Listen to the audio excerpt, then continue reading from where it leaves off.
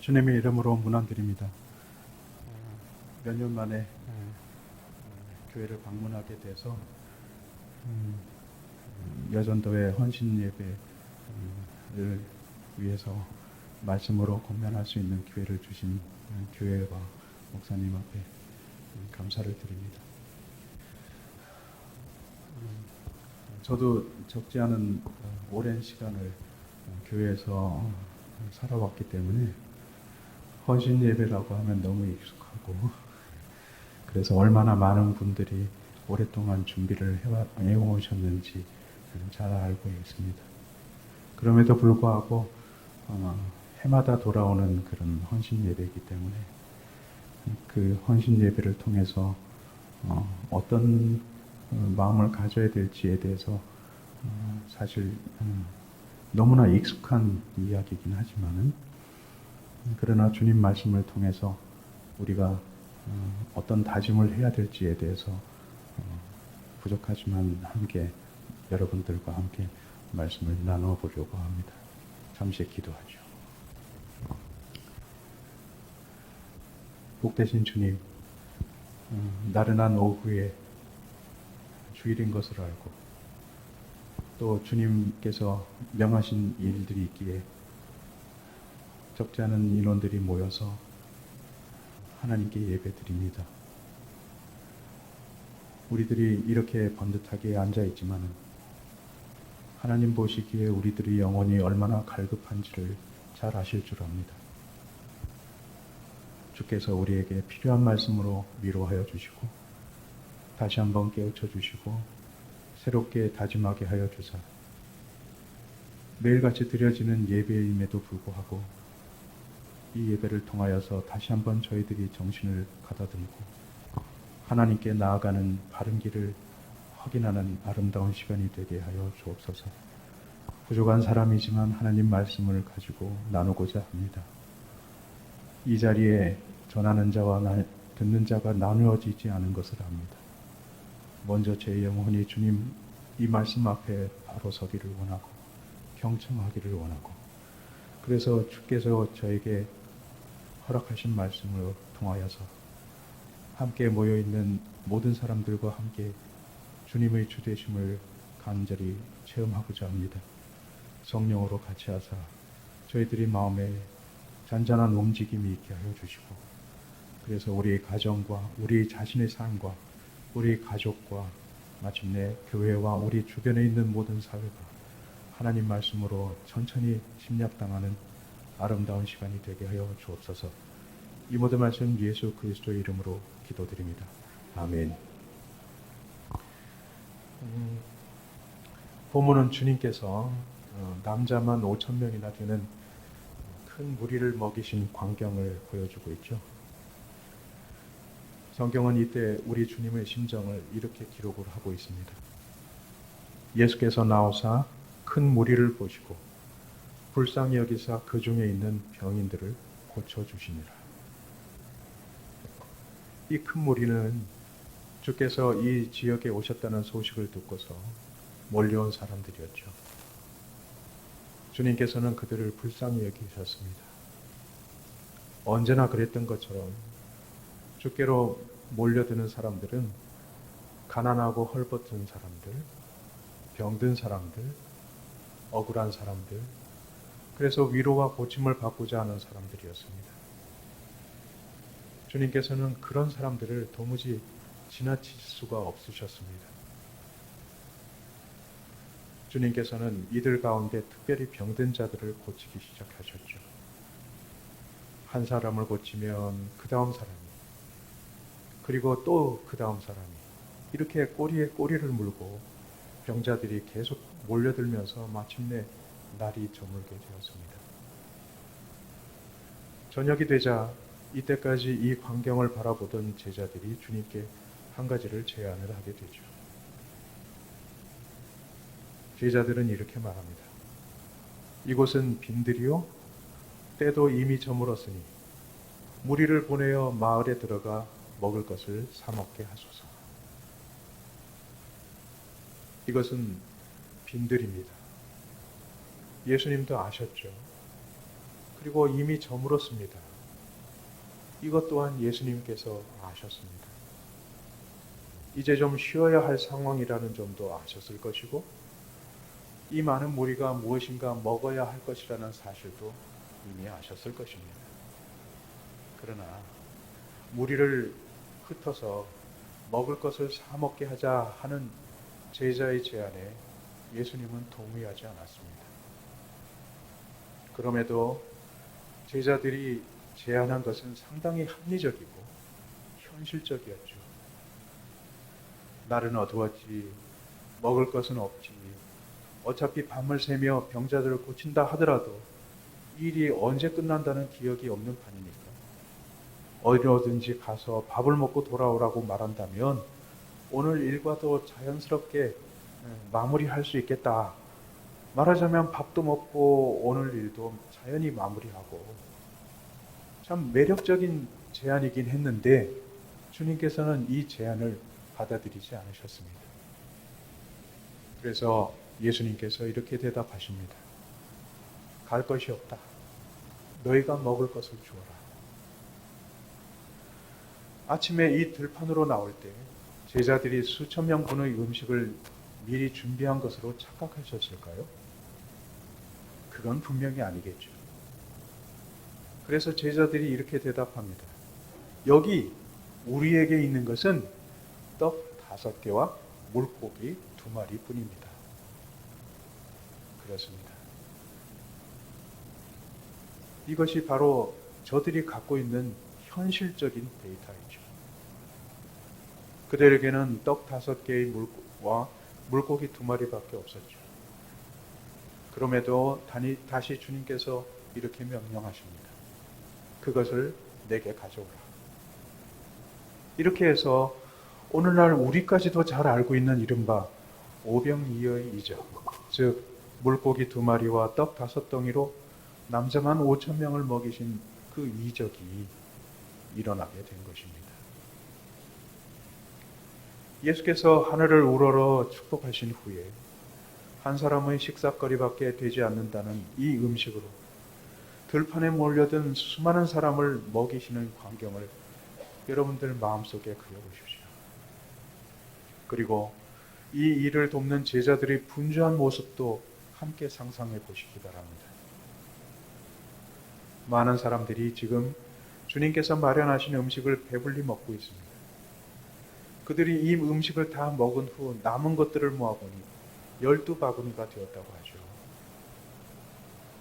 제자들은 분주하게 뛰어다니면서 이 모든 과정을 시중 들었습니다. 어떤 제자는 음식을 놔두어 주기도 했을 것이고, 어떤 제자는 음식을 기다리는 사람들을 줄 세우고 순서대로 기다리게 했을 것입니다. 아직 먹지 않은 사람을 챙기는 제자도 있었을 것이고, 땅바닥에 떨어진 음식 부스러기를 줍는 제자도 있었을 것입니다. 그러고 보니 제자들은 이 일들을 뒤치다꺼리 하느라고 정말 바빴을 것입니다. 이 놀라운 이적을 즐기고 감상할 시간조차 거의 없었을 것이라고 저는 짐작합니다. 하지만 일이 고됨을 생각하기보다 그들의 선생이신 예수께서 이 엄청난 일을 가능하게 하셨다는 사실이 더욱 기뻤을지도 몰라요. 그런데 우리는 여기서 다음과 같이 물어보아야만 합니다. 주님께서는 왜 제자들에게 너희가 이 무리를 먹여야 되겠다라고 명령하셨을까? 이 질문의 의도는 분명합니다.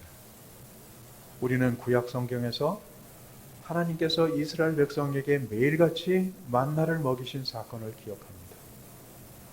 하나님께서 이적을 행하시는 데 있어 방법의 제한을 받으시 않으신다면 이번에 주님께서 이와 같이 많은 사람들을 먹이시는 데 있어 왜 구약에서와 같은 방법을 쓰지 않으셨을까? 다시 말해서 왜 주님은 이번 사건에 있어서 이 많은 사람들을 먹이는데 스스로 먹이지 않으시고 굳이 제자들에게 너희들 보고 먹이라고 말씀하셨을까 하는 것입니다. 이런 질문을 통해서 우리는 이렇게 짐작할 수 있습니다. 이 사건의 가장 강한 강조점은 물론 하나님의 아들이신 주께서 이적으로 백성들을 먹이시는 데 있겠죠.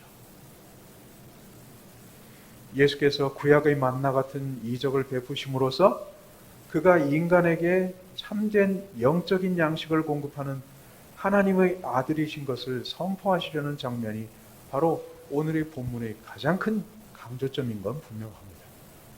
그러나 그것이 전부는 아니죠. 이 이적은 분명히 제자들에게 무엇인가를 말하고자 하고 있다는 것이죠. 오늘 우리는 이 사건에서 바로 이거, 다시 말해 주께서 제자들에게 말씀하시려는 것을 들어보려는 것입니다.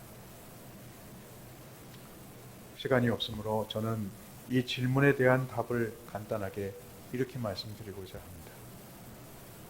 첫째, 이들은 이적을 경험했습니다. 제자들이 예수님께 이들이 어느 마을에든 가게 해서 각자 저녁을 해결하게 하시죠 라고 말했을 때 주님께서 이에 동의하셨다면 어떠했겠습니까? 제자들은 지금 자기 눈앞에서 벌어지는 이 엄청난 이적과 같은 광경을 보지 못했을 거예요. 그들은 주어진 환경을 합리적인 차원에서 바라보고 해결하고자 했습니다. 이 지점에서 우리 주님의 마음을 느끼십니까? 제자들은 얼마 후에 예수님께서 하늘로 올라가시는 모습을 보게 될 것입니다. 그 후로부터 이 가난하고 약한 백성을 예수님 대신 돌봐야 할 사람들이었어요. 이들에게 복음을 전해야 할 사람이었습니다.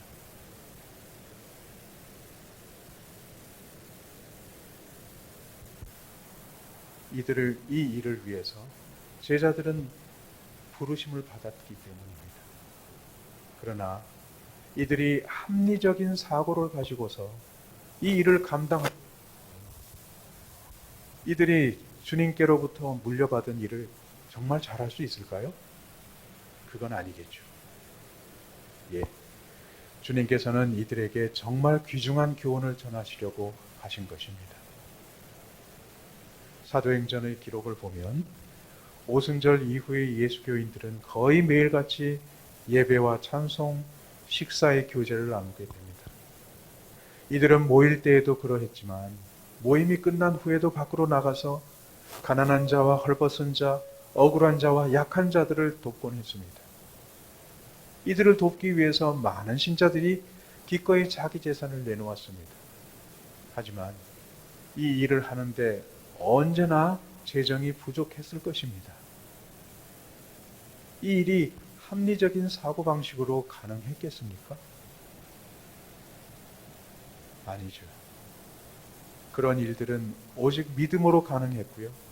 이 믿음은 인간 생각으로는 무모하거나 비합리적으로 보였을 것이 틀림없습니다. 다시 말해, 주님께서는 하나님의 일은 인간의 생각이 아니라 하나님의 방식으로 감당해야 한다는 사실을 바로 이 이적적인 사건을 통해서 제자들에게 직접적으로 가르쳐 주기를 원하셨던 것입니다. 이 이적을 통해서 그들은 합리적인 마인드로 무난하게 과업을 수행하는 경영자가 아니라 믿음으로 뜻을 세우고 이적으로서 그것을 이루는 개척자로서 훈련받을 수 있었다는 것입니다. 다음으로 이들은 곧 얼마 후에 할 일을 미리 훈련받아야 했죠. 양무리를 바라보는 마음. 저는 이것이 가장 중요하다고 생각하는데, 그리고 이들을 돌아보는 자세, 이런 사람들을 돕는 방법 등등 모든 일을 주님께서 그들 바로 옆에 있을 때 주님으로부터 직접 배워야 했다는 것이죠. 뿐만 아니라 이들은 불과 몇 달 후면 하루에 또 수십, 수백 명씩 쏟아져 들어올 새 교인들을 관리할 능력도 배워야 했죠.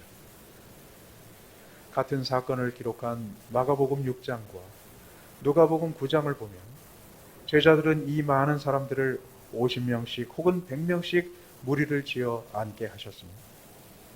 그리고 나서 주님께서 나누시는 음식을 이들에게 질서롭게 전달했던 것이죠. 이렇게 함으로써 그들은 장차 자기들에게 맡겨질 수많은 양무리를 조직적으로 관리하는 경험을 얻을 수 있게 되었다는 것입니다. 이제까지 우리는 주님께서 왜 굳이 이처럼 번거롭고 힘든 일을 굳이 제자들에게 맡기셨는지를 대강 살펴보았습니다. 요약해보죠. 지금 제자들은 많은 무리에게 떡과 물고기를 나눠줍니다. 이들은 이 경험을 통해서 장차 맡겨질 엄청난 양무리를 섬기는 방식과 원리를 배울 수 있었던 것입니다. 물고기와 떡을 나눠주는 일은 장차 교회의 지도자가 되어 수백, 수천의 교인을 돌아보는 일보다 훨씬 작은 일입니다. 그들은 지금 여기에서부터 훈련을 받아야 했죠. 그들에 대한 주님의 기대는 너무나도 컸습니다. 이 작은 일에 충성하고 잘 배운다면 그들은 예루살렘에서 시작되어 세계 땅끝까지 퍼져나갈 그리스도의 교회의 기둥으로 세워지리라는 믿음이 우리 주님께 있었다고 저는 믿습니다. 저는 이 지점에 이르러 오늘 여전도의 헌신 예배를 맞는 여러 자매 그리고 이 자리에 참석하신 모든 분들에게 권면의 말씀을 전하려고 합니다. 지금까지 살펴본 바와 같이 우리 주님께서는 당신께서 직접 하셔도 될 일을 굳이 당신의 제자들에게 맡기셨습니다. 그것은 좀 더 크고 원대한 당신의 사역, 즉 주님 이후의 교회 공동체를 이들에게 맡기기 위해서입니다. 그래서 여기에 일꾼에게 주어지는 두 가지 원리가 있다고 봅니다. 하나는 작은 일에 충성하라는 것이고 또 다른 하나는 섬기라는 것입니다. 주님께서는 일꾼에게 허투루 일을 맡기지 않으십니다. 일꾼을 일꾼되게 만드시고 사용하시는 전체적인 계획은 오직 주님 예수님께 있습니다. 그러므로 일꾼은 그 일이 무엇이든지 주어진 일에 최선을 다해 충성되어 일하는 것이 중요합니다. 일꾼은 주어진 일을 하는 가운데 자신의 성품이 성실과 충성으로 특징 지워지도록 노력해야 한다는 것입니다.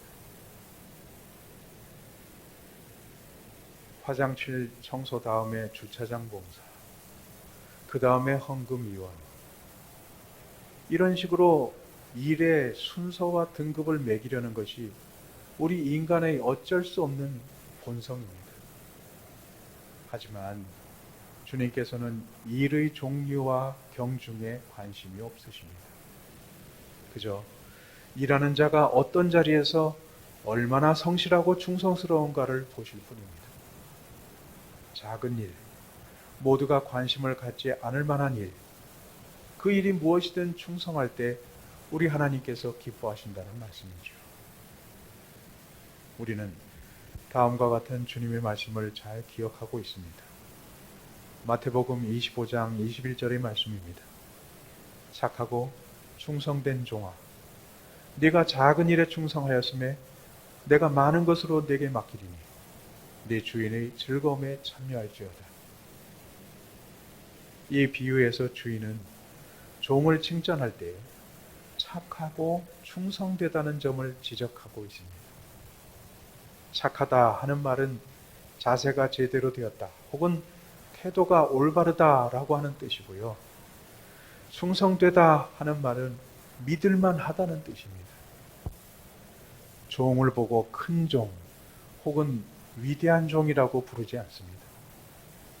종은 심부름꾼이며 주인이 맡긴 일에 충성하고 성실하면 됩니다. 성실은 능력의 크기를 가리키지 않습니다. 그 일하는 종의 성품, 내적인 상태를 알리는 형용사일 뿐이죠. 그러므로 우리는 이렇게 말할 수 있습니다. 우리는 하나님의 심부름꾼입니다. 심부름꾼은 맡겨진 일이나 업적의 크기에 의해서 칭찬받지 않습니다. 맡겨진 일에 얼마나 진지하고 성실하며 믿을만 하냐는 관점에서만 평가받을 뿐입니다. 이것이 우리가 믿는 하늘나라의 법칙입니다. 다음으로 섬기라는 것입니다. 제가 목사 초년 시절 아직도 기억하는 한 인물이 있습니다. 저보다 몇 살 아래의 후배였는데 이 사람은 신학대학원에 간 직후에 부모님께 이제부터는 나를 전도사라고 불러라 라고 말했다는 그런 전설이 있는 인물이었습니다. 어느 해 저는 여러 사람과 함께 경기도 어디에 하기봉사활동을 갔습니다. 의료봉사, 노동봉사, 여름 성경학교 등등의 사업 분야들이 있었기 때문에 그 규모가 작지 않았습니다. 어쨌든 그의 봉사활동 일정에 비료 저장소를 개축하는 일이 있었습니다. 워낙 일이 고된지라 여름학교와 취사부서에서 일하지 않는 사람들이 전부 비료 창고를 개축하는 데 사용할 콘크리트 구조물을 운반해야 했습니다. 그런데 문득 그 사람이 콘크리트를 운반해온 트럭에 편히 앉아있는 모습을 보게 되었습니다. 그리고 바로 제 옆에 한쪽 다리를 약하게 저는 제 제자가 땀을 뻘뻘 흘리는 모습을 보고 거의 정신줄을 놓을 지경이 되어버렸습니다. 몸이 불편한 사람도 마다 않고 일하는데 몸이 성한 사람이 안 한다는 것이 말이 되겠습니까? 과정은 더 상세히 말씀드리지 않겠습니다만 그날 저와 그 사람 사이에 매우 날카로운 언쟁이 있었고 그날 저녁 그 사람은 온다 간다 말도 없이 집으로 돌아가고 말았습니다. 그 사람이 다음에 군대에 가게 되었습니다. 연세가 아주 지극하신 대선배 한 분에게 군대 다녀오겠다고 인사를 했는데 그분이 그러셨다고 합니다. 군대 가서 제발 사람 되어 오라고 말했다는 것이죠. 그분이 지금은 어디선가 아주 유명한 선교사가 되어버렸는데 어쨌든 제가 지금 이런 일화를 언급하는 데 이유가 있습니다. 교회에서 소위 일꾼이 된다는 것이 우리 마음에 뭔가 높은 자리 한 자리 차지하는 듯한 사고방식이 있지 않나요? 교회에서 일한다는 것이 누리는 일입니까? 아니면 섬기는 것입니까? 이 질문에 우리는 섬기는 것이라고 금방 대답하곤 합니다. 하지만 실제로는 그렇지 않은 부분이 분명히 있습니다. 성경에서 말하는 집사, 즉 디아코노스라고 하는 단어는 명령을 수행하는 사람을 의미하고요. 주로 주인 밥상 옆에 서서 시중 드는 모습을 연상하게 하는 단어입니다. 문자 그대로 종의 신분으로 심부름을 하는 사람을 말하는 것이죠. 그러나 불행하게도 낮은 자리에 서서 섬기는 일을 가리키는 이 직분이 마치 벼슬처럼 느껴지는 슬픈 모습을 적잖이 보게 되는 것도 엄연한 사실입니다. 이제 말씀을 마치려고 합니다. 과거 우리나라의 교회에서 고등학생이 중등부 주일학교 교사를 하기도 했고요. 중학생이 유초등부 주일학교의 반사로 일하기도 했고요. 처녀 총각 청년들이 집사로서 드물지 않게 교회를 섬기기도 했습니다. 교회가 점점 커지고 조직화되면서 이런 모습은 점점 보기 힘들어졌습니다만 여기에 우리는 물어보아야 합니다. 나이와 학력이 하나님의 일을 하는데 필수적인 조건입니까? 예. 많이 알면 가르치는 데 도움이 될 것이고 나이가 많거나 돈이 많거나 하면 일을 하는데 좋은 조건이 될 것이긴 틀림없습니다. 그러나 언제나 그런 것은 아닙니다. 앞에서 말씀드린 바와 같이 하나님께서 원하시는 좋은 일꾼은 많이 배우고 돈 많고 나이 그런 사람이 아니라 착하고 충성스러운 사람이어야 한다는 점은 시대의 변화와 상관없이 엄연한 진리입니다. 오늘의 말씀을 통해서 우리는 주님의 심정을 발견합니다. 주님께서는 제자들이 일을 통해서 성장하고 마침내 주의 교회를 위해 죽기를 기뻐하는 일꾼이 되기까지 성장하기를 기대하셨습니다.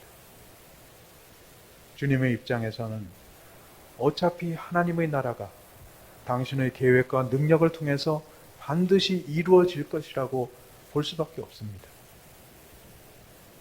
주님께서는 당신의 일을 일부나마 제자들, 나아가 당신의 자녀들에게 맡기심으로써 그 일을 통해서 당신의 사람들이 영적으로 성장하기를 기대하셨습니다. 이 일은 당연히 번거로운 일이죠. 그러나 주님께서는 당신의 나라가 완성되는 기쁨을, 이 기쁨과 함께 당신의 자녀들이 영적으로 성숙하여 당신의 성품을 닮은 사람으로서 하나님의 심판대 앞에 서기를 원하셨던 것입니다. 그러므로 여러분, 우리가 하나님의 일꾼이 되어 그의 몸 되신 교회와 나라를 위해 일하는 것은 참으로 영광된 일일 틀림없습니다. 다시 한번 말씀드리거니와 주님께서는 큰 일하는 사람을 찾으시려는 것이 아니라 성실하고 바른 태도를 지닌 일꾼을 찾으십니다. 적지 않은 세월을 일하면서 신자도 교회도 서로 맞는 구석이 있어야 일도 잘하는 걸 많이 경험하곤 했습니다. 하지만 참된 일꾼은 자신이 필요한 곳이면 어디서든지 그 일을 감당하는 걸 훨씬 더 많이 체험했습니다. 다시 말씀드리거니와 일꾼은 능력으로 일하지 않습니다. 성품으로 일합니다. 성실함과 믿음직함은 언제 어디서나 발견되어야 하는 일꾼의 덕목이 틀림없습니다.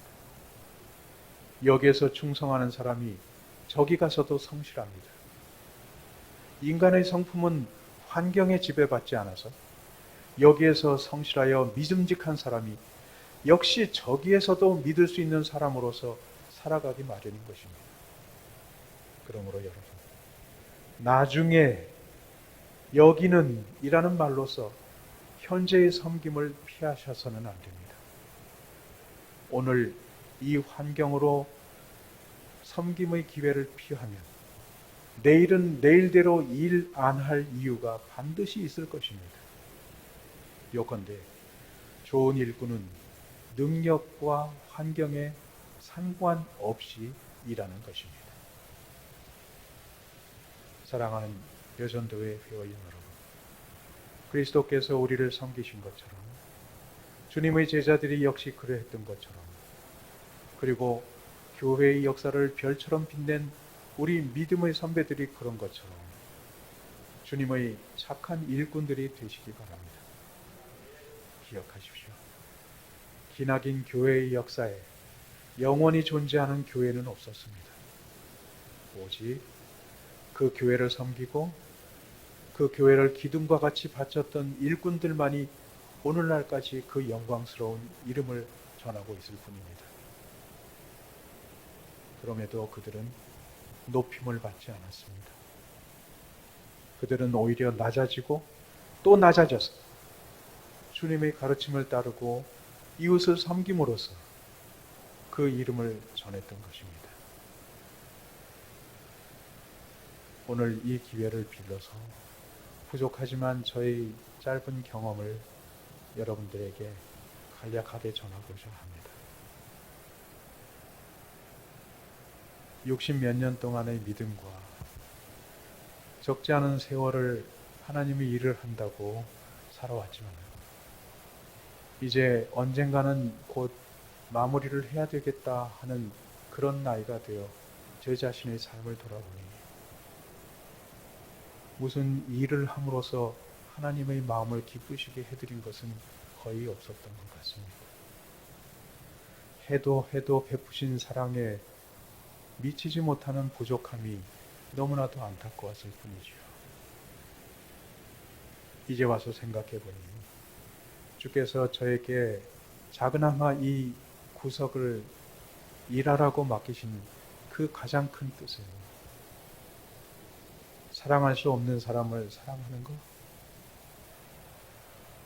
섬기고 싶지 않은 사람을 섬기는 것, 베풀지 않고 싶은 사람을 베푸면서 마침내 제 자신이 나를 사랑하신 주님의 사랑을 깨닫기 원하셨던 그런 부름이었던 것 같습니다.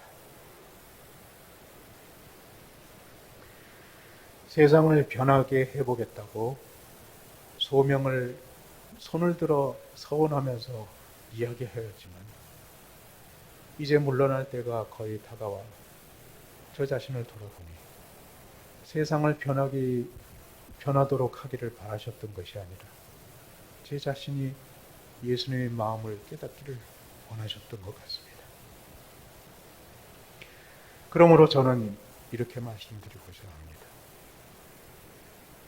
봉사는, 섬김은 자신을 위한 것입니다.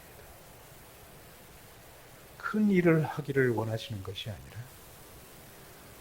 여러분 하나하나를 위해서 십자가에 기꺼이 돌아가신 당신의 마음을 그 일을 통해서 깨닫기 원하시고 마침내 그분의 성품을 닮은 그리스도의 제자가 되기를 원하시는 것이었습니다. 기억하십시오. 내가 교회를 위해서 무엇을 한다. 목사님이 뭐라고 말씀하셨으니까 해드리겠다. 내 주변에 이런 기대가 있으니 해보겠다. 내가 이 일을 잘 마무리해서 더 큰 일을 해보겠다는 생각 깨끗하게 버리시기 바랍니다. 우리의 가장 크고 유일한 목적은 할 수 없는 사람이 할 수 없는 일을 해서 그것을 하고자 눈물 흘리며 기도하는 가운데